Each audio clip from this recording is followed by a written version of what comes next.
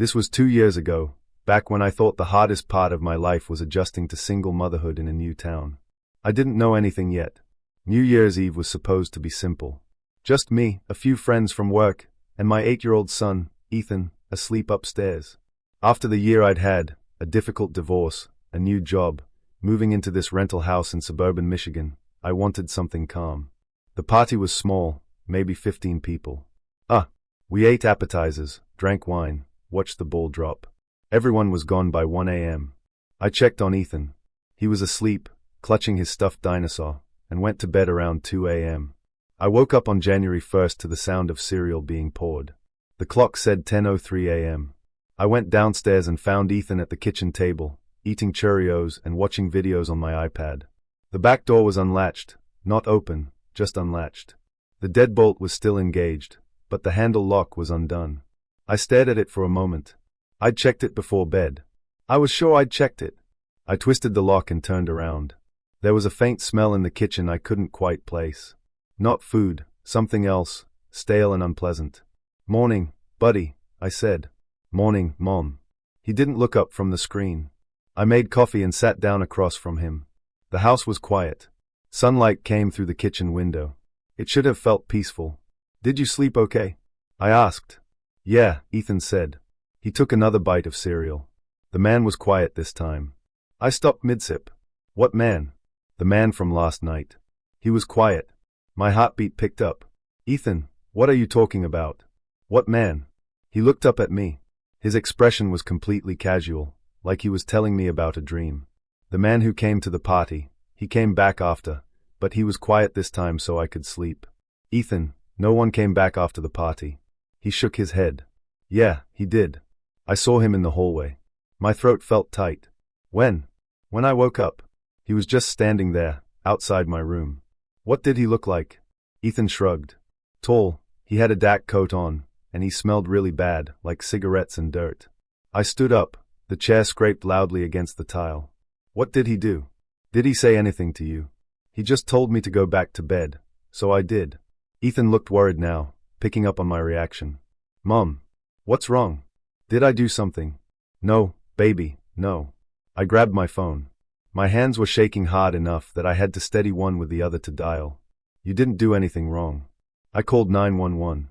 While it rang, I went upstairs to Ethan's room. The room looked normal at first. Bed rumpled where he'd slept. Toys scattered on the floor, Legos, action figures, dinosaur posters on the walls. His bookshelf crammed with books and stuffed animals lined up on the top shelf. Then I noticed something. Between his stuffed elephant and his stuffed bear was a stuffed fox, brown and white, cheaply made. I'd never seen it before. I turned it over in my hands. There was a seam along the back that looked loose, like someone had opened it and sewn it back poorly. My fingers found the edge of the stitching. I pulled the seam open. Inside, wrapped in bubble wrap, was a small black device, about the size of a deck of cards, a wireless camera with a memory card slot, a tiny red light on the front panel, still recording. Everything went distant. The operator's voice became muffled. My ears were ringing. I set the stuffed animal down on Ethan's bed very carefully, like it might shatter if I dropped it. "Are you there? There's a camera," I said. My voice sounded flat, like it belonged to someone else. "There's a camera hidden in a stuffed animal in my son's room." The police arrived within 10 minutes. A detective named Mills took the device and spoke with Ethan in the living room, while I sat at the kitchen table trying to breathe normally. After 20 minutes, Detective Mills came back with a laptop. "Mrs. Porter, there's footage from last night," she said quietly. "Someone entered through your son's bedroom window around 2:47 a.m. They stayed in the room for several hours." The kitchen tilted. I gripped the edge of the table. "But there's more," Detective Mills continued. "The memory card has recordings going back months. September, October, November, December. We can document at least 8 separate dates. September. That was when we'd first moved in. When Ethan had started at his new school. October, Halloween, when Ethan dressed as a dinosaur and we'd walked around the neighborhood collecting candy. November, Thanksgiving, when we'd stayed home, just the two of us, because my family was too far away to visit. December, Christmas morning, when Ethan had opened his presents in the living room, and I'd felt like maybe we were going to be okay. All those months, every single one. And this person was actually at your party last night, Detective Mills said. We can see them entering with a group around 9 p.m. They left after about 40 minutes. They came back later through the window. She turned the laptop toward me. The screen showed a still image. A man in his 40s, average height, thinning hair, dark jacket, standing in Ethan's room in the middle of the night. Do you know this person? Detective Mills asked. I at the image. I didn't recognize him, but something about him seemed familiar in a way I couldn't place. She showed me more images, different angles, different dates. The man sitting in the corner of Ethan's room, standing near the window, near the bed. Then she showed me one from November. The man was wearing a work jacket. I saw the logo on the back before I understood what it meant. Green letters, a phone number underneath. Pest Control Company. The realization landed slowly, like falling through ice. Cold spread through my chest. That's... He came to the house, I said. My voice was barely above a whisper. In September, the landlord hired them. 4 mice. Detective Mills waited. He asked to see the upstairs, I said. I showed him Ethan's room. I left him alone in there while I took a work call. Standing in the kitchen, talking to my boss about a project deadline. I'd been on the phone for maybe 10 minutes, maybe 15. And the whole time, that man had been upstairs in my son's room, doing this. Within 2 hours, they identified him. Dennis Kruger, age 43, living 2 streets away. They arrested him that afternoon. They found more devices, more recordings, other children. Detective Mills called me that evening. We have him in custody. You and Ethan are safe now. But I didn't feel safe. We moved out within a week. I couldn't let Ethan sleep in that room again. Ethan asked about the man a few times. I told him the police had caught him. I told him he was safe. He's 10 now. He still doesn't sleep well. He wakes up sometimes in the middle of the night and comes to my room. He just stands in the doorway until I wake up. Then he climbs into bed next to me, and I check every room, every window, every lock before bed, multiple times. Because Detective Mills told me something else, something I think about every single night. On one of the recordings from November, Ethan woke up. He looked directly at the camera, at the stuffed fox on his shelf facing his bed. He stared at it for 53 seconds. 53 seconds is a long time when you're counting. It's long enough to understand that something's wrong, long enough to be confused, long enough to almost say something. Then he rolled over and went back to sleep. He saw it. He saw the camera watching him. And he didn't tell me because he's 8 years old and he didn't understand what it meant. He thought maybe it was normal. Maybe it was something I'd put there. Maybe all kids had cameras in their rooms. That's what I can't forgive myself for. You don't think it can happen to you. You think you're careful. You think you'd notice. But you don't. And by the time you realize it, months have already passed. Don't trust anyone in your home alone. Not repairmen. Not pest control. Not anyone. Stay in the room. Don't take calls. And check your child's stuffed animals. Check their toys. Check everything. Because the people who do this are patient. They know how to wait. They know how to blend in. They've done it before. I've told this story to exactly 3 people, my sister, my therapist, and the detective who worked my case. I'm telling it now because sometimes the worst violations don't leave visible marks. This happened 3 years ago, the morning after I'd spent New Year's Eve alone. After the year I'd had, a difficult breakup in August, losing my apartment, moving into this studio in Seattle, starting over at 28, I wanted quiet. I ordered Chinese food, watched the countdown on TV by myself, and went to bed at 12:30 a.m. It felt okay. Not happy, but okay. I woke up on January 1st around 9 a.m. The studio was quiet except for the rain against the window. Gray light filtered through the blinds. I lay there for a minute listening to the sound of water in the pipes from someone showering upstairs. Normal sounds. Safe sounds. I got out of bed. My feet touched the cold hardwood floor. I walked toward the kitchen area, still half asleep, thinking about coffee. That's when I saw the mug in the sink. White ceramic. Coffee stain inside, dark and fresh. I stopped walking. Stood there staring at it. I tried to remember using it. I hadn't. I'd drunk tea last night from my blue mug, which was still sitting on the coffee table with the tea bag dried to the bottom. I picked up the white mug. It was still warm, not hot. Just warm enough to tell me it had been used recently, within the last hour, maybe less. I set it down carefully. My hands were shaking. I looked around the studio. Everything looked normal. The front door was closed. I could see the deadbolt was engaged from where I stood. The single window was shut. Locked. I lived on the 4th floor. No fire escape outside. I walked to the bathroom. The light was off. When I flipped it on, the smell hit me immediately. Cologne. Sharp and woodsy. Not my body wash. Not my shampoo. Men's cologne. The scent was strong near the sink, like someone had stood there recently. I touched the faucet handle. It was slightly wet. I backed out of the bathroom. My throat felt tight. I grabbed my phone off the nightstand. My finger hovered over 911. What would I say? Someone used my mug. I smelled cologne. They'd think I was having some kind of episode. I walked back to the kitchen area. That's when I saw it. A piece of paper on my small dining table. I hadn't noticed it before because it was half hidden under my laptop. I pulled it out. It was torn from my own notebook. I recognized the slight perforation along the edge where I'd ripped pages out before. The handwriting was unfamiliar, slanted, pressed hard into the paper. Thanks for the hospitality. Happy New Year, Jay. Jay. I didn't know anyone whose name started with J. I read it again. The words didn't change. Someone had been in my apartment.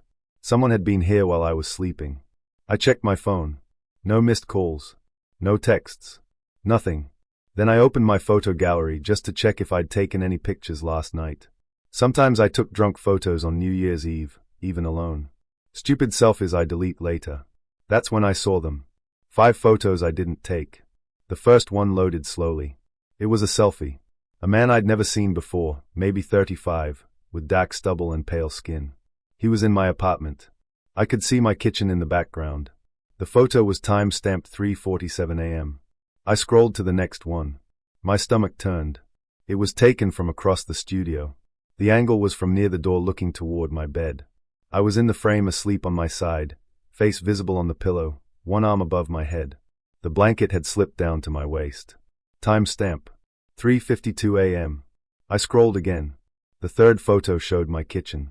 The refrigerator door standing open, interior light illuminating the contents. The takeout container from my Chinese food sitting on the counter, lid removed, like someone had been eating from it. Timestamp. 4:01 a.m. The fourth photo was another selfie. The same man, this time in my bathroom. He was smiling wider now. Behind him, I could see my shower curtain, my towel hanging on the hook. Timestamp. 4:15 a.m. The fifth photo was different. It was a video thumbnail. My thumb hovered over it. I didn't want to press it. I pressed it anyway. The video was 15 minutes long. It started with the man sitting on my couch in the dark. The only light came from the street lamp outside, casting orange shadows across his face. He was looking directly at the camera, at me. He was whispering. So this is where she lives now. His voice was quiet but clear, almost intimate, like he was telling me a secret. It's smaller than I expected, kind of depressing, honestly. But I guess that's what happens after a breakup, right? You downgrade. He shifted position on the couch. I could see my studio apartment behind him, my bed in the corner where I'd been sleeping, the Christmas lights I'd left up on the window, now dark.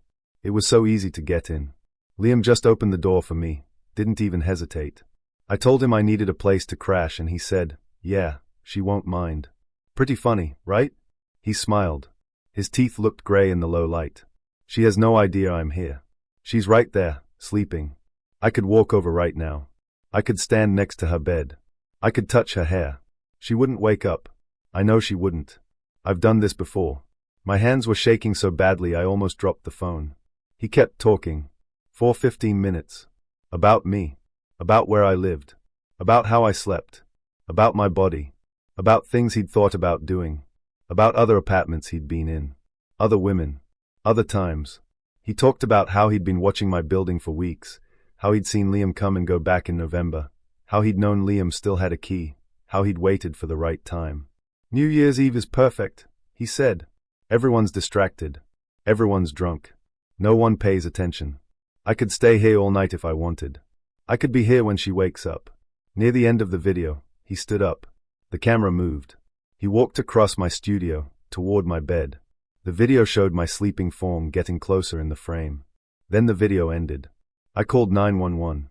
I could barely speak. My voice came out in gasps. The police arrived within 20 minutes.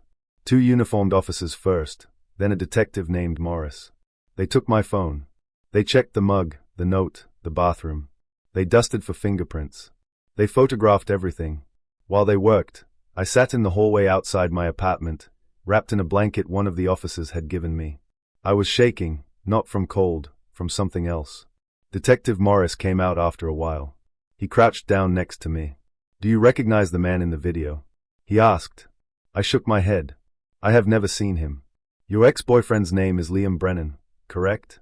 "Yes." "Do you know if Liam has a friend whose name starts with J?" My chest felt tight. "Why?"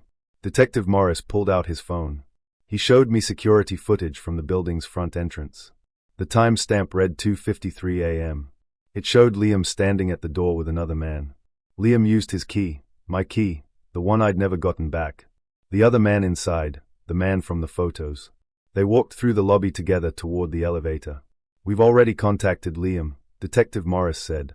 "He claims this is his college friend Joel. Says Joel was visiting from out of state and needed a place to stay for a few hours. Liam gave him access to your apartment. He claims he didn't know what Joel was going to do. He let him into my apartment while I was sleeping." Detective Morris nodded. "We're bringing Liam in for questioning.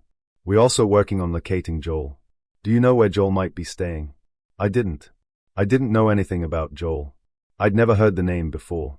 They found Joel at a hotel near the airport 6 hours later. They arrested him in the lobby. When they searched his laptop and phone, they found videos. Not just of me, of 9 different women. Women whose homes he'd gained access to through various means. Some of the videos were months old, some were from the week before. He'd been doing this for years. Liam was charged as an accessory. When they questioned him, he kept saying it was just a prank. That Joel wanted to mess with me after the breakup. That he thought it would be funny. That he didn't know about the videos. Didn't know about Joel's history. Didn't know anything. I didn't believe him. Police didn't either. I moved out that same day. They released my apartment back to me around 4 p.m. and I went in with my sister to pack. I didn't pack carefully. I just grabbed things. Clothes, laptop, toiletries.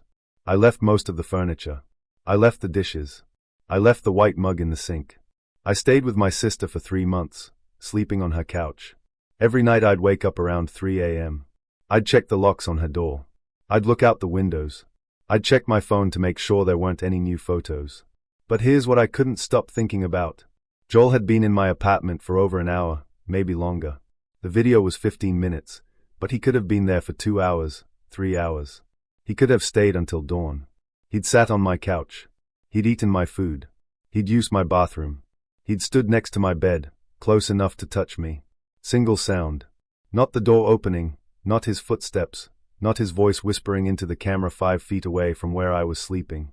That's what I can't let go of. Not what happened, but what could have happened. The fact that I was completely helpless and didn't know it. The fact that my safety was just an illusion. I live alone again now, in a different city, in a building with 24-hour security. I have 3 locks on my door, a deadbolt, a chain, and floor lock. I have a camera inside my apartment that records continuously to the cloud. I check it from my phone at work multiple times a day just to make sure no one's inside. Every night before bed, I check every closet. I look under the bed. I check the bathroom. I check the window locks. I check the front door locks. Then I check them all again. But I still don't sleep well. Most nights I wake up around 3 a.m., sometimes 4 a.m. I lie there in the dark, listening, trying to figure out if the sound I heard was real or imagined, trying to decide if I should get up and check the locks again or just stay in bed. Because I know now that locks and cameras and caution aren't always enough. Sometimes people are let in by people we used to trust. Sometimes they walk right through the front door with a key we forgot to get back. Sometimes they sit on our couch in the dark, talking about us, talking about our bodies, talking about what they could do. And we never know until it's too late.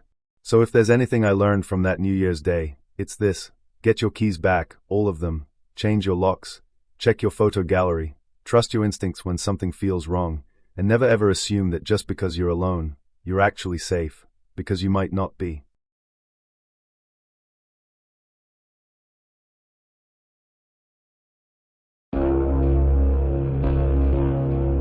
This happened to me 3 years ago, and I still check every door twice before going to bed. Even now, in a different house, in a different city, the habit stuck. I woke up on January 1st with my head pounding. My mouth was dry and tasted metallic. The sunlight coming through the bedroom curtains made my eyes water. It was 11:47 a.m., according to my phone, which was somehow still at 12% battery. Next to me, my girlfriend Sarah was still asleep, one arm thrown over her eyes. Our New Year's Eve party had gone until almost 4 a.m.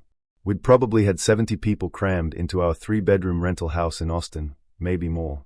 At some point after midnight, I had stopped keeping track. I got out of bed. The smell hit me immediately, stale beer, cigarette smoke, and something else underneath that I couldn't identify, something sour. The hallway was covered in red plastic cups. Someone had spilled champagne on the hardwood. I made my way downstairs, stepping carefully around the mess. I was standing in the kitchen, trying to remember where we kept the trash bags when Sarah came down. She was wearing my t-shirt, her eyes still half closed. "Please tell me we have coffee," she said. "I'll make some." I reached for the coffee maker and noticed the back door. It was open slightly. Maybe 3 inches of gap between the door and the frame. "Did you open this?" asked. Sarah frowned. "No, did you?" I walked over and looked at the lock. It wasn't damaged. The door was just unlocked. Maybe someone went out for air.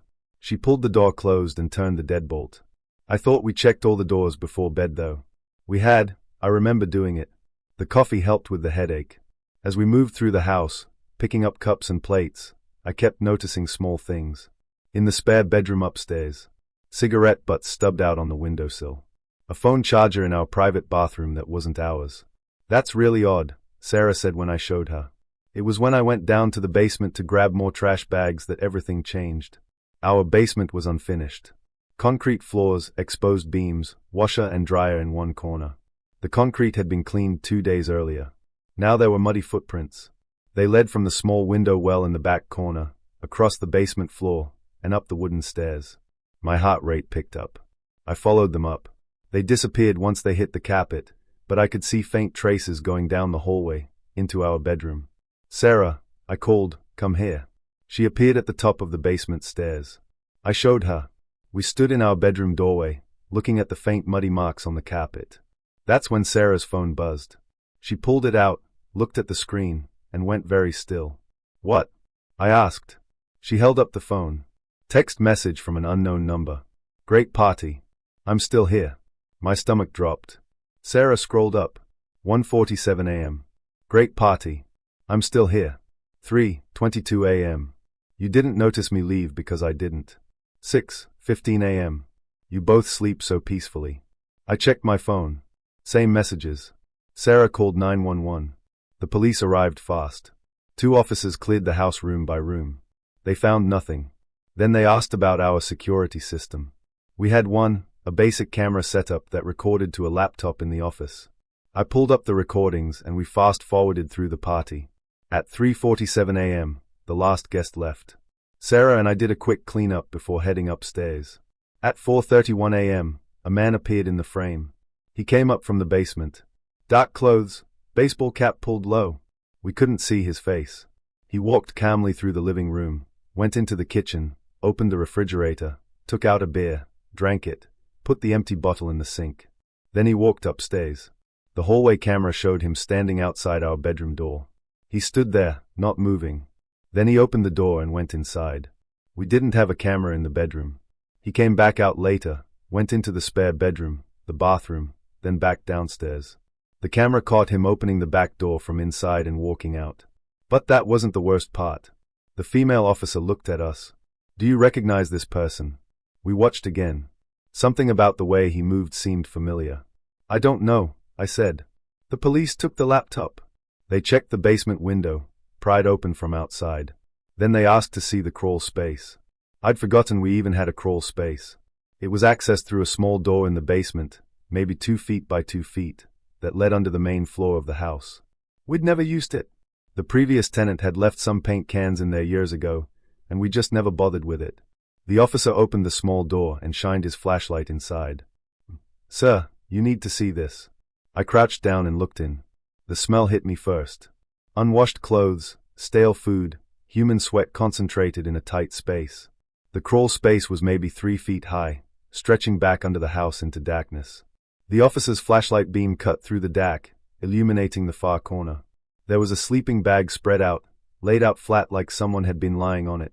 Around it, scattered in the dirt, were food wrappers, granola bar packages, empty water bottles, a battery-powered camping lantern sitting next to the sleeping bag, turned off now but clearly used recently. The officer moved the flashlight beam slowly across the space. There were more things. A backpack, a paperback book, a phone charger. In the dirt near the sleeping bag, someone had scratched marks into the wooden support beam above. Tally marks. I counted them quickly. 14. How long? Sarah asked, her voice barely above a whisper. Based on what we're seeing, the officer said, at least 2 weeks, maybe longer. The officer backed out and radioed for additional units. They pulled everything out of the crawl space, photographed it, bagged it as evidence. The sleeping bag was damp, like it had been slept in recently.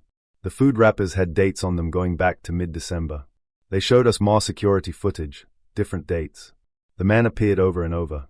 December 29th at 2 a.m., December 23rd at 3 a.m., December 18th, December 12th. Always late, always when we were asleep, always entering through the basement window, spending time in the house, then disappearing back into the crawl space before morning.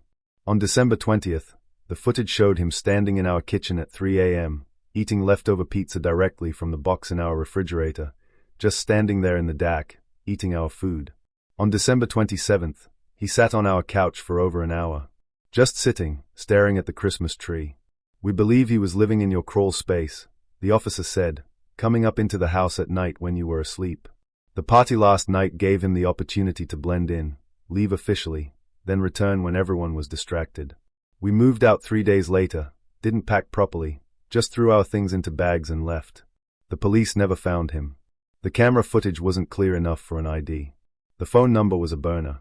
But sometimes, late at night in our new place, I hear the house settle. The floorboards creak. The heating system kicks on. Normal sounds. And I go downstairs. I check the doors. I check the windows. I check spaces I know are too small for a person. Because I know now that someone can be living in your house for weeks. Eating your food. Sitting on your couch. Standing outside your bedroom door in the DAC, and you'll never know until they want you to.